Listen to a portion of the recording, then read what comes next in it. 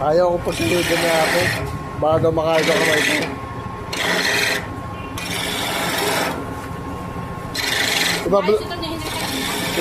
Iba-vlog tutog eh.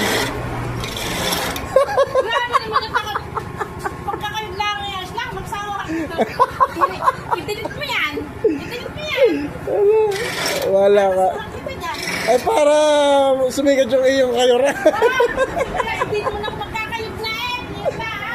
Dahil sa iyo ikaw magkakayog. I-delete mo yan. Tindang gulay ni ate. Lala kasi itong gulayan niyang ito. Eh, aliho. Ako eh. Dahil long ginagawang malaking simbahan na yun. Malaking simbahan. Eh, ako pinidyohan. Malaking simbahan ng Malaya. Tapos din ay gagawin yata ang mall. Yan, tabi niya.